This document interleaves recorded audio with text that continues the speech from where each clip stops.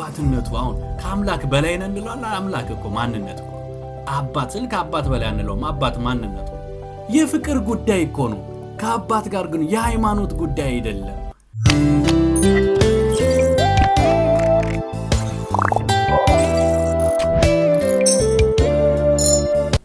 ሰላም ለእናንተ ይሁን። እንደ ፈሪሳውያን አትጸልዩ ያለውን ጌታ እሱ እንዴት ይጸልይ እንደነበረ ካየሁት ይልቅ በደንብ ሳይ በጣም ልቤን ነካኝና ኤክሳይት ያደርገኛል። የሚያደርገው ነገር ጌታ ስታዩት ሂዝ አሜዚንግ የሚገርም ጌታ ነው ያለንና ባይብልን እንደወደው ነው የሚያደርገኝ። ማለት አላውቅም አንዳንድ የነ ዳንኤልንም ሌሎቹንም እያየው ደስ ይላል እኮ በጣም ትገረማላችሁ። ጌታን ግን ገና የሚያደርገውን ሳይ አምላክ መሆኑን ስለማቅ ፍጹም ሰው ፍጹም አምላክ ሆኖ መጥቶ የሚያደርጋቸውን ነገር ሳይ እኔን ልጁን ለማስተማር እናንተን ለማስተማር ብሎ የሚያደርገውን ሳይ በጣም ልቤን ነካልና ኢቭን ሳነብ በቃ ኢየሱስን ካየሁት ኢንጆይ ያደርጋለሁ። ሲጀመር ኖርማል ነገር አያደርግም። በጣም በቃ እኔ የሚያዝናናኝ ደስ የሚለኝ ልቤን የሚነካኝ ራሴን እንድፈትሽ የሚያደርገኝ ትህትናው how wise እንደሆነ በጣም ድንቅ የሚገርም ጌታ አለንና ክብር ለጌታ ይሁንለት። እንግዲህ ማቴዎስ 6:5ን እንዲሁ ዝም ብለን አይተናት ነበር። አሁን ትንሽ ሰፋ አድርገን እንደው ረዘም አድርጎ ቢሰራ ምናምን ያላችሁኝም አላችሁ።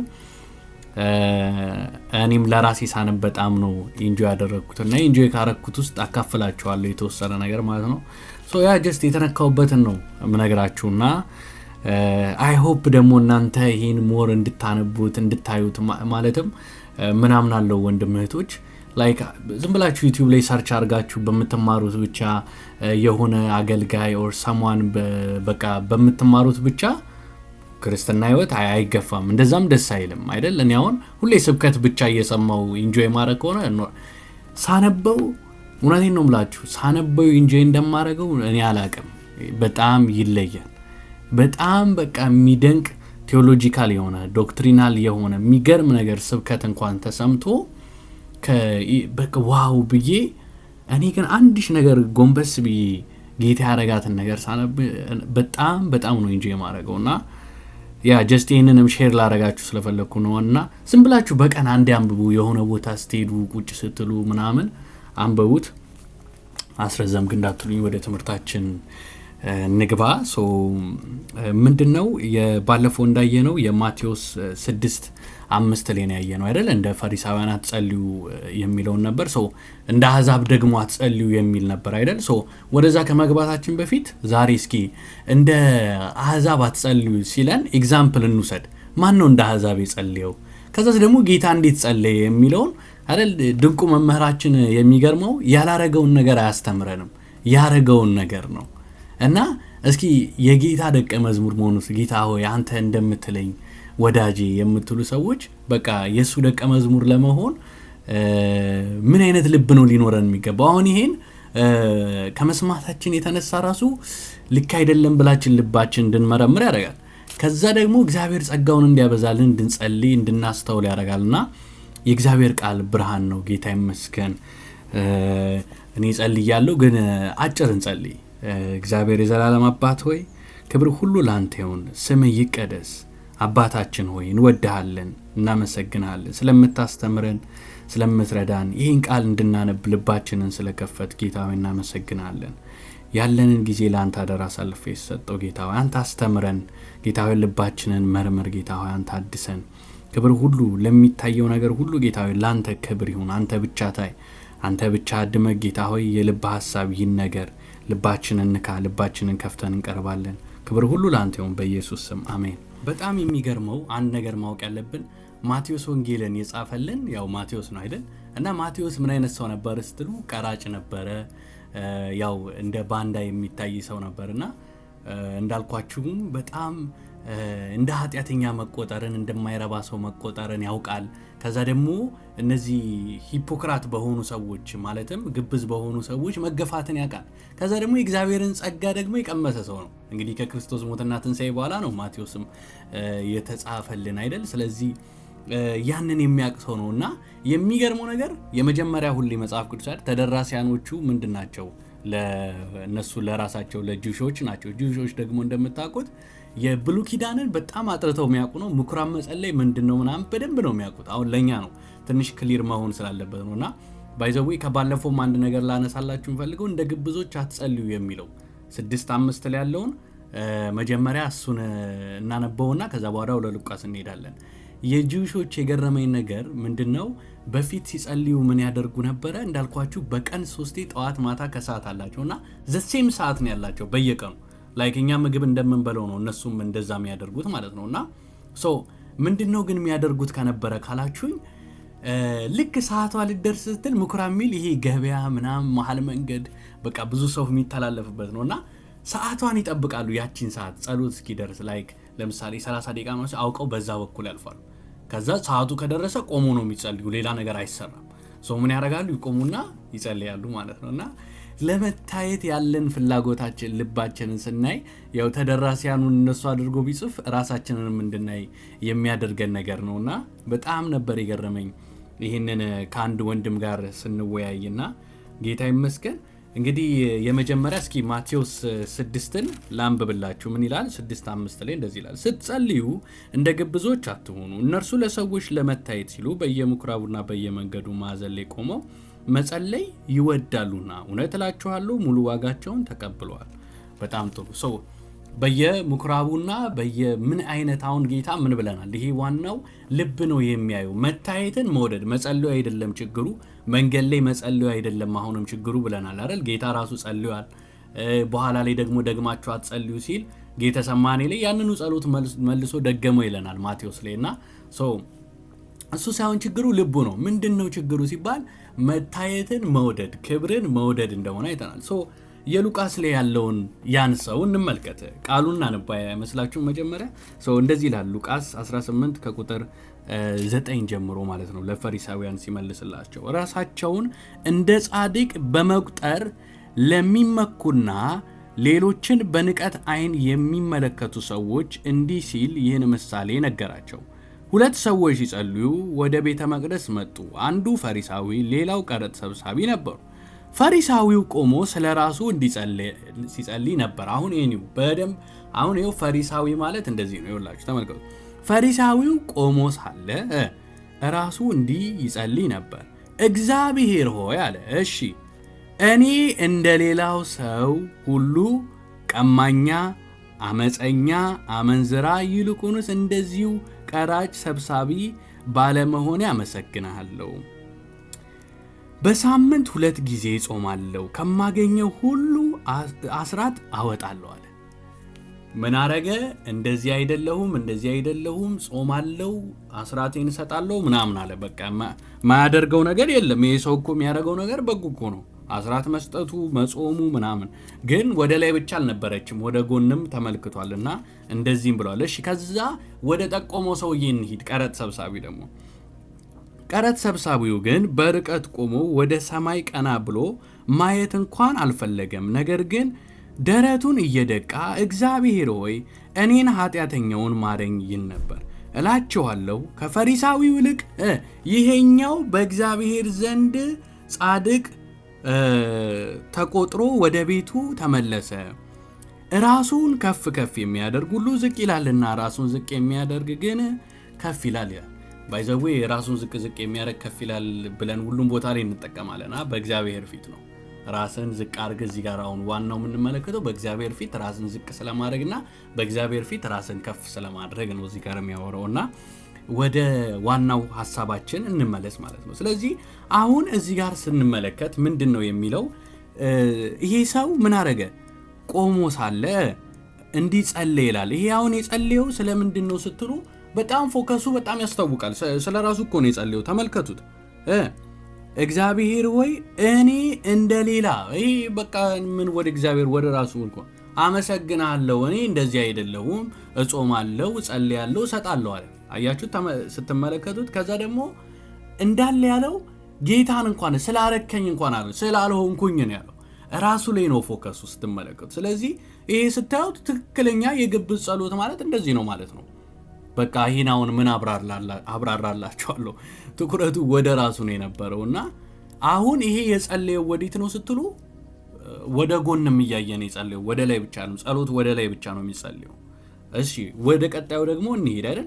አሁን ይሄ ያኛው ግን ሲጸልይ እንዳያችሁት ከሆነ ግን በርቀት ቆሞ ይላል። ወደ ሰማይ ቀና ብሎ እንኳን ማየት አልፈለገም። በቃ ትህትናው። ስለዚህ ይሄ ስለ ጥሩ ስራው አላወራም። ራሱን እንደዛኛው ወደ ጎን ኮምፔር አላደረገም። ምንድን ያደረገው? ወደ ጌታ። ስለዚህ አንድ እዚህ ጋር እንውሰድ።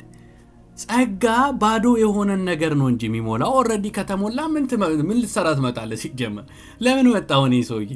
እኔ እንዲህ ነኝ ምናምን እግዚአብሔር ላይ አሁን እግዚአብሔር ይርዳን። እና ግን ጸጋ ምንድን ነው የሚሞላው? ባዶ የሆነ እግዚአብሔር ፊት ሁሌ ስንሄድ ምንድነን? ባዶ ነን። እግዚአብሔር ጋር እኔ ባዶ ነኝ ጌታ ሆይ ምንም የለኝም። ቀኑ ሙሉ ስታበላ ውለ ቢሆን ስትሰብክ ውለ ቢሆን የፈለግከውን ስታደርግ ጌታ ፊት ስትሄድ እኔ ባዶ ነኝ ትላለህ። ከዛ አሁን ደግሞ ምንድነው የምናየው? አሁን ትህትናና ፕራይድ ትቢት፣ በጣም ትቢት መጥፎ ነገር ነው። እንዳልኳችሁ ፈሪሳዊው ምንድነው? አሁን ጸሎቱን ስንመለከት ወደ ጎን ነው አይደል? ከሱ እሻላለሁ። ያኛው ሰው ወደ ላይ ነው። እኔ ኃጢአተኛ ነኝ፣ አንተስ ቅዱስ ነህ። አየህ፣ ያ የበለጠ ጸድቆ ሄደ ይላልና እኛ ራሳችንን ከሰዎች ጋር ኮምፔር ማድረግ ከጀመርን ስህተት ነው። ስለዚህ ከሰዎች ጋር ኮምፔር ማድረግ አይደለም፣ ከሰዎች ጋር ኮምፔር ማድረግ የጀመርን ጊዜ በቃ የእግዚአብሔርን ምሕረት ረስተናል ማለት ነው። ይህን ነው የምንመለከተው ማለት ነው። እዚህ ጋር በጣም ማየት ያለብን ነገር ወደ ጎን ስናደርግ ምን እንሆናለን? ጻድቅ የሆነን ይመስለናል። እግዚአብሔርን ተመልክተን ከጸለይንስ ሀምብል እንሆናለን። ጻድቅ እንደሆነን አናስብም። ችግሩ ምንድነው? ወደ ጎን ማሰቡ፣ ወደ ጎን አስቦ መጸለዩ ጻድቅ እንደሆነ ተሰማው። ከወንድምህ እኮ የተሻልክ ልትሆን ትችላለህ፣ እሱ አይደለም። እርሱ ፊት ሲቀረብ ከእሱ አንጻር ታይና ምን ያህል አንደበቴ የረከሰ ነው ትላለህ። እንደ ኢሳይያስ እኔ በደለኛ ነኝ ትላለህ። ይሄ ነው በጣም ትኩረት ማለት ማንን የራሱ ማሌ ነው ፎከሳችን፣ ማሌ ነው ትኩረት አድርገን የምንጸልየው። ሰውን እያየን ወይስ እግዚአብሔር ራሱ እያየን? እሱ ራሱ አያችሁ ወሳኝ ነው። ይሄን ነው ጌታ እያለን ያለው። ልባችን ትኩረት ሊያደርግ የሚገባ ሰው እንዲያጨበጭብልህ ከሆነ ሰው ላይ ከሆነ ሁሌ ሰው የሚሸት ጸሎት ትጸልያለህ። ነገር ግን ጌታ ላይ ከሆነስ ጌታን እያየ አምላክን እያየ ባይዘዌ እኔ እስካሁን ኤክሳይትድ የሆንኩበትን ነገር አላወራም። የዚህ ሰውዬውን ይገርማል አይደል? የእግዚአብሔር ደግሞ መልካም ልብ መቀበሉን በጣም ይደንቃል። ጌታን ሳየው ለሱ ኤክሳይትድ ነኝ በጣም እሱን እስካወራ። ይሄ ፈሪሳዊ አሁን በጣም የምታዩት የፈሪሳዊ ባህሪውንና ልቡን ነው የምታዩት አይደል? አሁን ይሄ በጣም የሚደንቀው ማለት የሚያስደነግጠው ፓርት ምንድን ነው? እዚህ ጋር አሁን ጸሎቱን ስንመለከት ይሄ አሁን እያለ ያለው ነገር ውሸት ላይሆን ይችላል። የምር እኮ እየጾመ ይሆናል፣ የምር እየሰጠ ይሆናል፣ ምንም ኃጢአት አያደርግም ይሆናል። ግን እየታዘዘ እንኳን ምንድነው ችግሩ? በእግዚአብሔር አይታመንም፣ ለእግዚአብሔር ክብር አይሰጥም፣ ራሱ ጋር ነው። ይሄ ደግሞ በጣም በጣም አደገኛ ነው። ለእግዚአብሔር ጸጋ እንደዚህ አይነት ሪስፖንድ አንሰጥም፣ አይሰጥም፣ ትክክል አይደለም። አሁን ግን ጌታ ግን የሁሉን የሚጠብቀውን እነዚህ ጻድቃነን ብሎ ባይዘዌ ስቲል ሃይማኖተኛ በየትኛውም ሃይማኖት ዲቪዥን ሁኑ ልብ ስለሆነ የሚመረመረው የከሌ ሃይማኖት እንትን የሚባል ኦርቶዶክስ፣ ካቶሊክ፣ ፕሮቴስታንት እንትን አይደለም ልዩነቱ። አሁን ልብ ነው የምትታየው። አሁን ልብ ነው እየተመረመረ ያለው። የእንትን ሃይማኖት ስለሆንክ አይደለም። የትኛውም ሃይማኖት ሆነ በራሱ መንገድ ጴንጤ ውስጥ ሆነ ፈሪሳዊ የምትሆንበት አለ፣ ኦርቶዶክስ ውስጥ ሆነ ፈሪሳዊ የምትሆንበት አለ፣ ካቶሊክ ውስጥ ሆነ ፈሪሳዊ የምትሆንበት መንገድ አለ። ስለዚህ አሁን ልብህን ነው ቼክ የምታደርገው፣ ሃይማኖትህን አይደለም። ልብህን ቼክ የራስ ላይ ፎከስ አድርገው። ስለዚህ አሁን ምንድነው እያለ ያለው? እነዚህ ሰዎች አይደል ስታዩት እንዴት አሁን ይሄን ጀስቲፋይ ያደርገዋል ብላችሁ ታያላችሁ። ስለዚህ በአጭሩ እዚህ ጋር ምን እንመለከታለን? የእግዚአብሔር መንግስት እንዴት ነው የሚገባው? ዝቅ ተብሎ እንጂ እንደዚህ ተብሎ አይገባም ማለት ነው። መግቢያው ዝቅታ ነው። እቺን በጣም በጣም መያዝ አለብን ማለት ነው። እኔ ያ ሰው የጸለየበት መንገድ በጣም በጣም ነው የሚገርመና ልባችንን እንድናይ ይህን ቃል ስመለከት በጣም በጣም እና እውነተኛ ጻድቅ ማለት ወይም ደግሞ እውነተኛ ጸሎት የጻድቅ ሰው ጸሎት ማለት ያለበትን ችግር አድሚት የሚያደርግ ጌታ ሆይ ደክሞኛል፣ መተን እግዚአብሔር ጋር አቅቶኛል፣ እኔ እንደዚህ ጌታ ሆይ በደለኛ ነኝ፣ አግዘኝ ጌታ ሆይ፣ ሰዎች ሲያዩኝ ቆሜ ደህና መስላለሁ፣ ግን በጓዴ ይሄ ችግር አለ፣ እግዚአብሔር ሆይ አግዘኝ የሚልን ነው ማለት ነው እግዚአብሔር የሚፈልገው ማለት ነው። ስለዚህ ሁለቱም በእግዚአብሔር ያምናሉ፣ ሁለቱም ጸልየዋል። ግን አንዱ ብቻ እግዚአብሔርን አግኝቷል፣ የእግዚአብሔርን ልብ አግኝቷል። አሁን መቆማቸው አይደለም ችግሩ፣ እንዴት ቆሙ ነው ችግሩ። ስለዚህ አቋቋማቸው የሚያገኙትን ነገር ይወስናል ማለት ነው። ለዛ ነው ጌታ እያስተማረ ያለውና በእግዚአብሔር ምሕረት ላይ ሁሌ መቆም መልካም ነገርን ያስገኛል ማለት ነው። ስለዚህ ሁሌም እግዚአብሔር ዳዊት እንዳለው ልባቸው ለተሰበረ አይደል፣ ልባቸው ለተሰበረ መንፈሳቸው ለተሰበረ ለነርሱ ምንድነው ቅርብ ነው። እርሱን እግዚአብሔር ምን አይንቅም ይላል። ስለዚህ ጌታ ልብን ስበር መቼም አይንቅም። ምን ያቅቶኛል በል በቃ አትከራከረው፣ አታርገው። ጌታ ሆይ በድያለሁ ብለን በፊቱ እንድንወርቅ የእግዚአብሔር ጸጋ ይርዳል። አሁን በጣም ወደ መፈልገው ፓርት መጥቻለሁ። ስለማን ነው የምናወራው? ስለ ኢየሱስ ነው። ምርጡ ኤግዛምፕል ለዚህ ስለሱ አውርተን እንጨርሳለን ማለት ነው። ስለዚህ አሁን ጌታን ደግሞ ስታዩት የት እንሂድ? ማርቆስ ላይ እንሂድ። ስለዚህ መጀመሪያ እስኪ ማርቆስ 1:35 ላይ እንመልከት ምን እንደሚል። እሺ አሁን ማርቆስ ላይ ያለውን ድንቅ ቃል ደግሞ እንመልከት ምን እንደሚል እዩ። ማለዳ አያችሁት? ማለዳ እሺ ገና ጎህ ሳይቀድ ኢየሱስ ተነስቶ ከቤት ወጣ፣ ወደ አንድ ገለልተኛ ስፍራም ሄዶ ይጸልይ ጀመረ። በጣም ተመልከቱ፣ ማለዳ ገና ጎህ ሳይቀድ ጌታ ሊጸልይ ወጣ ይላል። በጣም አሁን ይሄ ግን ምንድነው የሚያስደነግጣችሁ ካላችሁ ጌታ ወደዚህ የሄደው እንዴት ነው ስትሉ አጋንንት አውጥቶ ሰዎች ነፃ ወጥተው ስሙ ገኖ ሰዎች እርሱ ጋር ለመምጣት እየተሯሯጡ በቃ ሚኒስትሪው እየሰፋ በጣም ትልቅ እየሆነ እርሱስ በማለዳ ሄዶ ወዴት? ወደ ጸሎት። እውነት ራሳችሁን በዛ ቦታ እንዲህ እኛ እራት እንበላለን ሄደን የመጡ ሰዎች ይጋብዙናል፣ አብረህ ትበላለህ አይደል? ያው እሺ ብቻ እንበላለን፣ ሄደህ ትበላለህ፣ በጣም ይዳመቃል፣ 4 ሱፍ ትቀይራለህ ባንዴ ምናምን። ጌታስ ሚኒስትሪው ሰፋ፣ የሱ የት እንዳለ ያውቃል ሶርሱ። ጌታ ሊያስተምረን እኮ ነው። ምን አይነት የሚገርም ጌታ ነው! ሊያስተምረን እኮ ነው እንዴት መሆን እንዳለብን። እንዳለ ህዝቡ ተሰበሰበ። ጌታ ግን ምን አለ? ይሄን ለመረዳት ማለት ነው። ኢቨን ይሄን ከመስማታችሁ በፊት ለምን አናነበው? ቆይ እናነበው። እሺ ቁጥር 29 ላይ ሄደን ጀምረን እናነበው። ወዲያውም ከምኩራብ እንደወጡ ከያዕቆብና ከዮሐንስ ጋር ወደ ስምዖን ወደ እንድርያስ ቤት ገቡ። የስምዖን አማት በትኩሳት በሽታ ታማ ተኝታ ነበር። ስለ እርሷም ነገሩት። ስለዚህም እርሷ ወደ ተኛችበት በመሄድ እጇን ይዞ አስነሳት። ትኩሳቷም ተዋት፣ ተነስታም ታገለግላቸው ጀመር ይላል። እንዴት ደስ ይላል! ተፈወሰች፣ ተነስታ። እግዚአብሔር ካላችሁበት ነገር ነፃ አውጥቶ ታገለግሉት ዘንድ ያቆማችሁ። የትኛውም ነገር ይዟችሁ ቢሆን የእውነት ነው የምላችሁ፣ ኃጢአት ቢሆን ምንም ነገር ይዞ ከዛ ጌታ ፈውሶ እጃችሁን ይዞ ሃሌሉያ፣ ከዛ በኋላ አንስቷችሁ እርሱን ለማገልገል ኢየሱስ ለማለት ያብቃችሁ። እውነት ይህን በብዙ ነገር ውስጥ ሆናችሁ የምትሰሙ። ስለዚህ ጀንበር ከጠለቀች በኋላ ምሽት ላይ የአካባቢ ሰዎች፣ ሕመምተኞች፣ አጋንንትን የተያዙ ሁሉ ወደ እርሱ አመጡ። እሺ የከተማው ሕዝብ ሁሉ ወደ ቤቱ ደጅ ላይ ተሰብስቦ ነበር። እርሱም በተለያየ በሽታ የተማመሙትን ብዙዎችን ፈወሰ፣ ብዙ አጋንንት አወጣ። ነገር ግን አጋንንቱ የኢየሱስን ማንነት ያውቁ ስለነበር እንዲናገሩ አልፈቀደላቸውም። ዝም እንዳይናገሩ አደረገ። እንዲሁም ገኗል ስሙ። ጌታ መታወቅ አይደለም ዓላማው፣ የአባቱን ፍቃድ መፈጸም ነው የጌታ ዓላማ። ከመታወቅ ይልቅ ጌታ በሰዎች ከመጨብጨብ ይልቅ እዚህ በማለዳ ገና ቀትር ሳትል ሄዶ መጸለዩን በቃ እሱ ነው እንጂ የሚያደርገው። ረሃቡ እሱ ነው። በቃ ገና ሳይነጋ እኮ ነው አገላለጹ አይደል? ገና ጎህ ሳይቀድ ይላል። አንተ መጀመሪያ አባቴ። አቤት በስላሴ መካከል ያለው ፍቅር እንዴት ደስ ይላል! አብ ወልድ ልጅ ነው አይደል? እንዴት ደስ ይላል አይደል? በዛ መካከል ያለው ፍቅር ድንቅ ነው። እውነት ያ ፍቅር በሁላችን ላይ ይፍሰስ። ምን አይነት ድንቅ ፍቅር ነው! በማለዳ ይላል።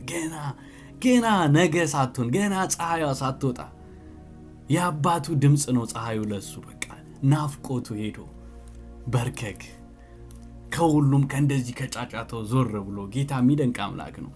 ይሄን ነው እንደ ፈሪሳዊ አትሁኑ እያለን ያለው ድንቅ ኤግዛምፕላችን ጌታ እግዚአብሔር። እውነት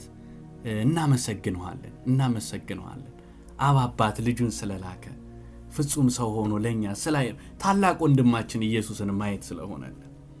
ስለዚህ አሁን እነዚህ ህዝቡ ግን ምን ፈለጉ? የሚገርማችሁ ነገር ልክ እንዲህ ከሆነ በኋላ አሁን እሺ፣ ከዛ ቁጥር 36 ላይ ነው ይላችሁ። ስምዖንና ባልደረቦቹን ተከተሉት፣ ይፈልጉ ጀመረ። ባገኙትም ጊዜ ሰው ሁሉ ይፈልጋል አሉት። እርሱም ከዚህ ተነስተን በአቅራቢያ ወዳሉት መንደሮች እንሄዳለን። ሰው ሁሉ ይፈልገዋል። በቃ ጌታ የት ነው ያለው? ሰዎች ሁሉ እኮ እየፈለጉ ነው፣ እኛ እየፈለግን ነበር አያችሁ ይሉታል። ከዛስ እሱ ግን ከዛ ከጭብጨባው ሁሉ ወዴት? ወደ አባት። የፍቅር ጉዳይ እኮ ነው ከአባት ጋር፣ ግን የሃይማኖት ጉዳይ አይደለም፣ ፐርፎርም የማድረግ ጉዳይ አይደለም። ስለዚህ እነዛ ሰዎችን የሚፈልጉትን በጣም ነው ኦፖዝ የሚያደርገው፣ ማለት ይቃረናል። አባት ነው የሚፈለገው እንጂ ምን አይደለም። ይሄ ጫጫታው የሰው ጭብጨባ አይደለም፣ ጨብጨባ አይደለም። አስበዋል። እነዛ እኮ የነበረው እንዴት ነው? ሰዓቷ ልትደርስ ስትል እንዳልኳችሁ፣ ለምሳሌ ምሳ ሰዓት ላይ ለምሳሌ 7 ሰዓት ከሆነ በኢትዮጵያ የሚጸለየው ልክ 6:20 ስትል ቶሎ ብለው ወጥተው በቃ መገናኛ አካባቢ ሲደርሰው ደረሰ ብሎ በቃ እንዲጨበጨብላቸው እኮ ጌታ ሲሄን ይቃወመዋል። ምን ያረ ተጨብጭቦ ሰይጣኑን ሁላ ዝም በል እንዳታወራ ማንነቴን ዝም በል ብሎ ከዛስ እሱ ጌታ በገና በጠዋት ይሄዳል። ከዛስ ስንፈልግና እባክህ እንቀጥል። ሰዎች የሚያዩት የሱን የውጭ አገልግሎት የሚደረገውን የሚፈወሰውን ነው። አባባትስ የሚያየው ማለዳ ገና ጎሳ ይቀድ የሚመጣውን ልጁን ነው የሚያየው። ኢየሱስ ጌታ ነው። እኛ ልንመለከት የሚገባው ይሄን ድንቅ ጌታ ኢየሱስን እያየን ነው። እውነት ነው ብላችሁ ጌታ ይመስገን። ስለዚህ ኢየሱስ ምን አረገ? ትቶ ሄደ። ማንን ሊፈልግ? አባቱን ሊፈልግ ሄደ። ከዛ ኢየሱስ ምን አረገ? ያ የተደበቀ አሁን እስኪ እንትን እንመልከት። ሉቃስ ደግሞ 5 ላይ እንሂድ። እስኪ ቆይ እንሂድ። አሁን ሉቃስ ላይ በጣም ድንቅ ነገር ተመልከቱ። ሉቃስ 5 ቁጥር 15 ላይ ተመልከቱ። ይሁን እንጂ ስለ እርሱ የሚወራው ወሬ ይበልጥ እየሰፋ ሄደ። እጅግ ብዙ ሰዎችም እርሱ የሚናገረውን ለመስማትና ካለባቸው ደዌ ለመፈወስ ይሰበሰቡ ነበር። ኢየሱስ ግን ብዙ ጊዜ ወደ ገለልተኛ ስፍራ ወጥቶ ይጸልይ ነበረ። ምን ያህል ጊዜ? ብዙ ጊዜ። አንዴ ብቻ አይደለም። ላይፍ ስታይሉ ነው። በእንግሊዝኛው ብታዩት ሄዶ የሚለው ኦፍተን ነው የሚለው። በቃ የሚያደርገው ነገር ነው። ይሄ ዝም ብሎ ለጊዜው አሁን አንድ እዚህ ጋር የተጻፈልን ብቻ የሱ ላይፉ ነው። አባት ነው እግዚአብሔር አባታችን የሚናፈቅ። ለዛ እኮ ነው አባታችን ሆይ ብላችሁ ጀምረዋል። እንዲህ ሆኜ እንዲህ ተውት ከህብረት በሰማያት ሁሉን የሚችል ነው፣ ቅርብ ነው። እሱን ደግሞ እናያለን። ጌታ ይረዳናል። ሌላ ጊዜ በጣም ልብ የሚነካ ጸሎት፣ ድንቅ ጸሎት። ስለዚህ ጌታ ምን አረገ? ከጫጫታው ዞር። ከዛዝ ብዙ ጊዜ የሚለው ለአንድ ጊዜ ብቻ እንዳልነበረ ያሳየናል። አዲሱ መደበኛ ትርጉምን ብታዩት ማለት ነው። በአሁን ጊዜ ሰዎች ለመጸለይ ምንድን ናቸው? ቢዚ ናቸው። ጌታ ግን ምን ይሆናል? ለመጸለይ ነው ቢዚ የሚሆነው። ይቅርታ ብሎ ከቢዚ ከሚያደርገው ነገር ይወጣል። ይቅርታ ጉዳይ አለ። እንዴት ተቃራኒ እንደሆነ አያችሁ? እኛ ለመጸለይ ነው ቢዚ የምንሆነው፣ እሱ ግን ለጫጫታው ቢዚ ነው። ሊጸልይ በቃ ይሄዳል። ጌታ ይመስገን። ምን አይነት ደስ የሚል ጌታ ነው። ከጌታ የተማረን እንሆን። እውነት ከጌታ የተማረን እንሆን። ስለዚህ አሁን ስትመለከቱ ራሱን አፕሩቭ ለማድረግ እንኳን ጌታ አልሄደም ጸሎት ላይ። አይታችሁ ከሆነ ብትወድ እቺ ጽዋ ከኔ ትለፍ። የሚመሰክርለት አባት ነው። እግዚአብሔር ይመስክርላችሁ። በምትሄዱበት ቦታ እግዚአብሔር ልጆቼ ናቸው በክርስቶስ ያገኘዋቸው የኔ ናቸው ይበላችሁ። አይታችኋል። በተጠመቀ ጊዜ እንኳን እሱ ስለ ራሱ አላወራም። የምወደው ልጄ እርሱ ነው። አባት ይመሰክርላቸዋል በጓዳ። አያችሁ፣ እነዛ ዋጋቸውን ተቀብለዋል ሲለኝ ጭብጨባውን ተቀብለዋል ነው። ጌታስ ግን በጓዳ ሆኖ ማለት ነው። በጓዳ ሆኖ የጸለየው ጸሎት ከአባት ዘንድ ተቀበለ። ምን የሚል የምወደው ልጄ እርሱ ነው የሚባል አያችኋል። የምወደው ልጄ እርሱ ነው፣ እርሱን ስሙት ይባላል። ኢየሱስ ጌታ ነው። ኢየሱስ ጌታ ነው። በጣም ልዩነት አለው ይህን ቃል ስንመለከት። ስለዚህ አሁን እርሱ ሲጀመር አፕሩቫል አይፈልግም እኮ ጌታ አያስፈልግ እንዴ? ፍጹም ሰው ፍጹም አምላክ የእግዚአብሔር የዘላለም ልጁ ምንም አፕሩቫል ካሰ እኛ አሁን ችግራችን ጉድለት አለብና ጉዳት ስላለችብን ክፍተት ስላለችብን አፕሩቫል እንፈልጋለን። ጌታ ግን ሙሉ ነው። ለምን እኛ ከጉዳታችን እኮ የተነሳን ሰው ሳይቀበለን ስላሳደገን ቤተሰቦቻችን ሳይቀበሉን ስላሳደጉን ያችን ለመሙላት ሰፈር ውስጥ እንደ ትንሽ ታይተን ካደግን ከትምህርት ቤት ውስጥ እንደ ትንሽ ታይተን ካደግን መቀበልን እንፈልጋለን። አይታችኋል። ጉዳታችን ነው እንደዛ የምታደርገን። ጌታ ይፈውሰን። ከዛ እግዚአብሔር በልጁ በኢየሱስ ክርስቶስ ተቀብሏቸዋል። ምን ትፈልጋላችሁ? የነገስታት ንጉስ የዘላለም አባት። ስለ እግዚአብሔር ምን ብዬ ልንገራችሁ? ድንቅ አባት እኮ ነው ያለን። አንድያ ልጁን የሰጠን የሚራራ አባት እኮ ነው። የመጽናናት ሁሉ አምላክ የርህራሄ አባት ይሏል እኮ ጳውሎስ። አባት ሄደህ ብትለምነው አቤት ልጅ የሚል እኮ ነው። ተቆረጥ ተፈለጥ ካሁን በኋላ እዚህ እንዳትደርስ የሚል እኮ አይደለም። እግዚአብሔር አባት ነው። እንደ አበሻ አባት እንዳታዩት። እንደሷ ደግ ጀግና አበሻ አባቶች አሉን፣ ግን ስቲል እንደዛ እንዳታዩት። አብዛኞቹ ያው ስለሚጋረፉ ነው እንደምሰማው ከሆነ የኔ ባይገርፈኝም። እና አባትን ተመልከቱት። ድንቅ አምላክ አባትነቱ። አሁን ከአምላክ በላይ ነን እንለዋለን። አምላክ እኮ ማንነት እኮ ነው። አባት ስል ከአባት በላይ አንለውም። አባት ማንነቱ ነው። አባታችን ሆይ በሉ ተብለናል። ስለዚህ በዚህ መንገድ ነው መጸለይ በክርስቶስ። በቃ ይሄን ማወቅ አለብን። የጌታን አሁን አቅሙ የት ነው ሲባል እዛ የሚጸልይባት ቦታ ነው። ይሄ የምታዩት ፐብሊክ የሚታየው ማለት በየአደባባዩ የሚታየው ክብሩ የሚገለጠው እዛ ከአባት ጋር የጨረሰው ጉዳይ ነው። የጠዋት ጸሎት እግዚአብሔር ይርዳን ጠዋት እንድንጸልይ። ስለዚህ በእግዚአብሔር ዘንድ እመነኝ ወንድም እህቶቼ፣ በጓዳ ስትሄዱ ሰው ነፃ ይወጣል። ስትራመዱ ኢንቫይሮንመንቱ ይቀየራል። እመኑኝ። እናንተ የምር ከእግዚአብሔር ጋር ህብረት ይኖራችሁ። ግን አሁንም ልባችንን ቼክ ማድረግ አለብን። ሰው ይንቀጥቀጥ በየአደባባዩ ብለህ በርከክ ከምትል ከሆነ እከሌ ለመባል ከሆነ ነው። አንተ ጀስት አባትን ፈልገህ በቃ ከፈለገ ስትራመድ ሰው ይንቀጥቀጥ፣ ከፈለገ ምንም አይበል፣ ምንም አይመለከትም። አንተ የምትሄደው ለሚመጣው ለፐብሊኩም አገልግሎት አይደለም። ከፍቅር የተነሳ እግዚአብሔርን አባትን ፈልገህ ነው የምትሄደው። በዛ መልኩ ነው መሄድ ያለብን። ስለዚህ አሁን ኢየሱስ ጸሎት ፐርፎርማንስ አይደለም ብሎናል።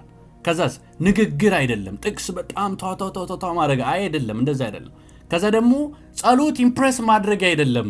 መንግስተ ሰማይ ማነው ሄቨንን ሄደ ገነትን ኢምፕሬስ የምታደርግበት ነገር አይደለም። ከእግዚአብሔር ጋር ምንድነው ህብረት ነው። ከአባት ጋር ህብረት ነው።